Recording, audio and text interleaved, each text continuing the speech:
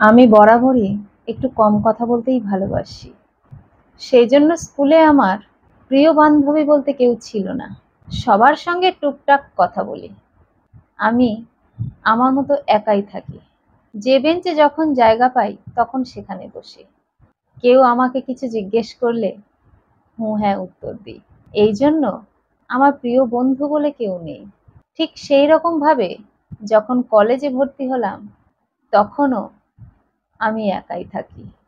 আজকের যুগে এরকম বন্ধু কেউ চায় না, যে কথা খুব কম বলে, কারোর সাথে পাঁচে থাকে না, কাউকে নিয়ে চর্চা করে না। এমন মেয়েকে কেউ বান্ধবী বানাতে চায় না। সেই জন্য কলেজেও আমি আমার মতোই থাকি। আর আমি এটাকে ভীষণ পছন্দ করি। একা থাকতে, চুপচাপ থাকতে বেশি ভালোবাসি। ক্লাসের মধ্যে অনেক কিছু হয়, অনেকে অনেকের নিয়ে সমালোচনা করে, সবকিছু দেখি শুনি, কানটাও খোলাই থাকে, তাই শুনতেও পাই। তবে বেশিরভাগ বই পড়তে ভালোবাসি। যখন ক্লাস থাকে না তখন বইটা খুলে পড়তে থাকি। অনেক সময় গল্পের বই নিয়ে যাই, ফাঁকা ক্লাসে গল্পের বইটাই পড়ি। সব সময় পড়ার বই পড়তে কার বা ভালো লাগে, তাই গল্পের বই নিয়ে পড়ি। কলেজে একটা বছর এইভাবেই পার হয়ে গেল। দ্বিতীয় বছরে হঠাৎ করে আমার পরিচিত ছেলে মেয়েদের মধ্যে দু তিনজনে আমার সঙ্গে আগ বাড়িয়ে বন্ধুত্ব করতে এলো। ওই তিনজনের মধ্যে একটা মেয়ে আমাকে বলল, কি রে, তুই সর্বক্ষণ এরকম চুপচাপ থাকতে ভালোবাসিস? তোর কথা বলতে ইচ্ছে হয় না কারোর সাথে? আমি মুখ মিচকে একটু হাসলাম। আরেকজন বলল, তোকে 1 বছর ধরে দেখছি, তুই এত চুপচাপ কি করে থাকিস, ভালো লাগে তোর? আমি ওদের কথা শুনে ওদের দিকে না তাকিয়ে বইয়ের পাতা উল্টাতে উল্টাতে মুখ মিচকে হাসতে লাগলাম। ওদের সঙ্গে যে ছেলেটা ছিল সে বলল, সত্যি রে, তুই কি করে থাকিস বলতো? এত ছেলে মেয়ে ক্লাসের মধ্যে হই হল্লা করে, কথা বলে, গান করে, কত কি করে, তুই তার মাঝখানেও গল্পের বই নিয়ে কি করে বসে থাকিস? এটা একটু বেশি বেশি হচ্ছে না?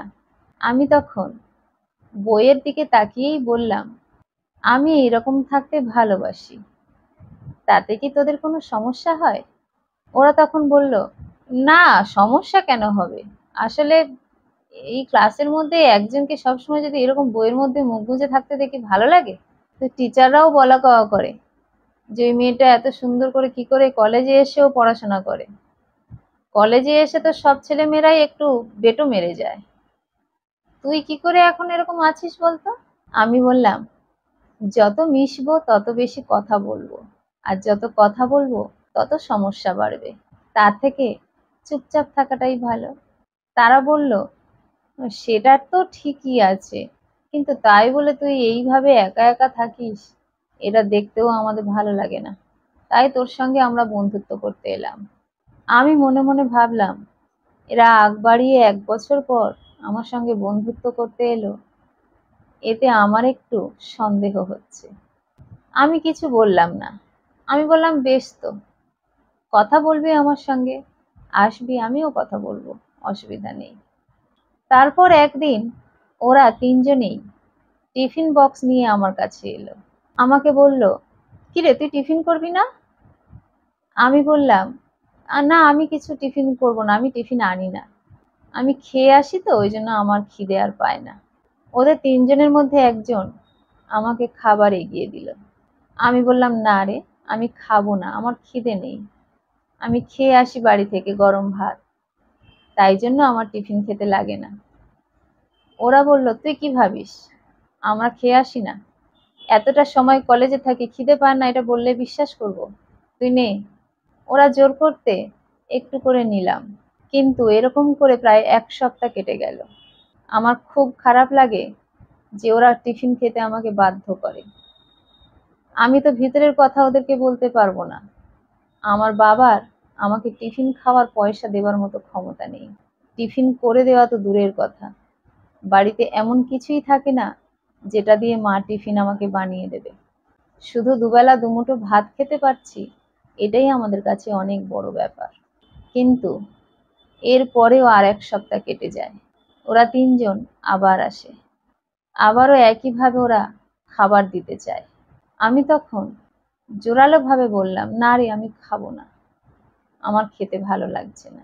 ওদের মধ্যে থেকে একজন মেয়ে আমাকে বলল, কেন রে, এ তো ভালো লাগারই কথা, প্রতিদিন কি সুন্দর ভ্যারাইটি ভ্যারাইটি খাবার পাচ্ছিস আমাদের 3 জনের কাছ থেকে 3 রকমের, তোর তো ভালো লাগার কথা, বেশ তো পেয়ে যাচ্ছিস বিনা পয়সায়। আমি খুব অবাক হলাম তার কথায়, ওর মুখের দিকে খুব অবাক দৃষ্টিতে তাকিয়ে রইলাম। আরেকজন বলল, সত্যি তাই, আজ 2 সপ্তাহ হয়ে গেল আমরা শুধু তোকে টিফিন দিয়েই যাচ্ছি, অথচ তুই কোনোদিনও টিফিন নিয়ে এলি না।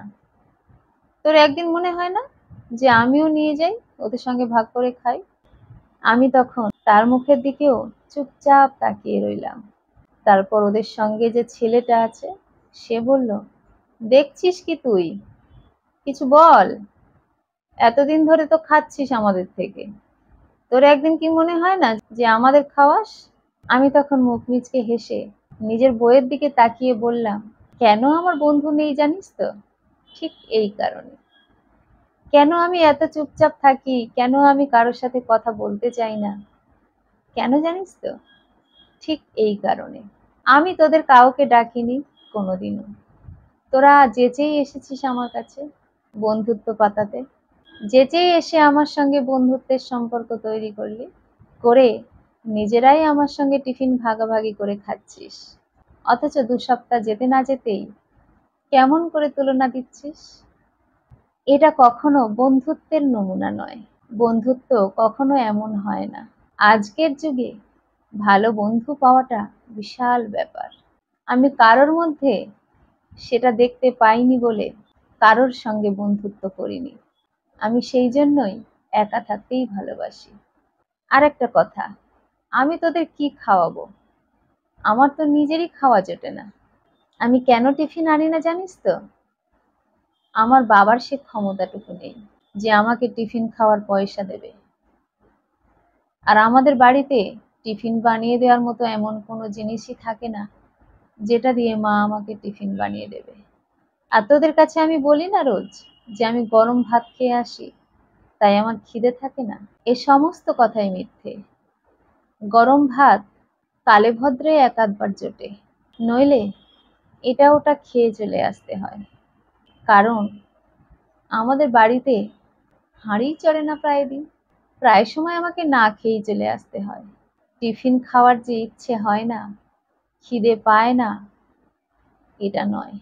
খিদে আমার প্রচন্ড পায়, কিন্তু সেটাকে ভুলে যাওয়ার জন্য বইটা খুলে মুখ বুজে থাকি, যাতে গল্প পড়তে পড়তে খিদের কথাটা ভুলে যাই।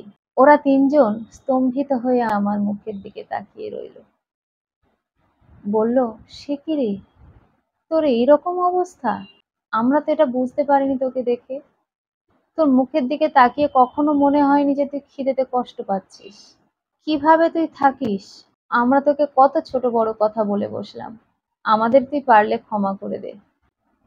আমি তখন আবারও ওদের দিকে তাকিয়ে একটু হেসে নিজের বইয়ের দিকে চোখটা সরিয়ে নিলাম। বললাম, কষ্ট পাচ্ছি বলে সবাইকে জানাতে হবে কেন? আমার বাবার যেমন ক্ষমতা, আমার মায়ের যেমন ক্ষমতা, আমি তেমন অনুযায়ী চলতে ভালোবাসি। আমি কখনো কারোর কাছে কিছু চাইতে ভালোবাসি না, কখনো কারোর কাছে এই সব কথা বলতে ভালোবাসি না। ওই জন্য আমি নিজের মতো থাকতে ভালোবাসি। কারো সঙ্গে কথা বলি না এই কারণে, এই কথায় কথায় এইসব কথাগুলো বেরিয়ে আসবে। দেখলি তো আজকে তাই হলো। আজ 1 বছর কেউ কি আমার এই ভিতরের কথা জানতে পেরেছিল? কিন্তু এই যে তোরা 3 জন আমার কাছে এলি, তোদের সঙ্গে কথা বলতে বলতেই আমার সমস্ত কথাগুলো বেরিয়ে এলো। অন্তরের সমস্ত দুঃখগুলো, কষ্টগুলো কথার মাধ্যমে বেরিয়ে এলো, যেটা আমি কখনোই চাই না, ভালোবাসি না। তোদের কাছে আমি হাত জোড় করছি, পরের দিন থেকে তোরা আমার কাছে আর আসিস না। আমি যেমন একা আছি, আমাকে একা থাকতে দে। আমি একা থাকতেই ভালোবাসি। তোরা আমাকে ক্ষমা কর। এই যে ক্লাসের মধ্যে কত রকমের গল্পগুজব হয়, ছেলে মেয়েরা সব কত রকমের গল্প করে, কথা বলে, হই হল্লা করে, এগুলো আমি দেখতে ভালোবাসি। তাই দু চোখ মেলে দেখি মাঝে মাঝে, আর নিজের মতো থাকি। তোদের কাছে আমার একটাই অনুরোধ, আমাকে তোরা একা থাকতে দে। কলমে ও কণ্ঠে, সোমা।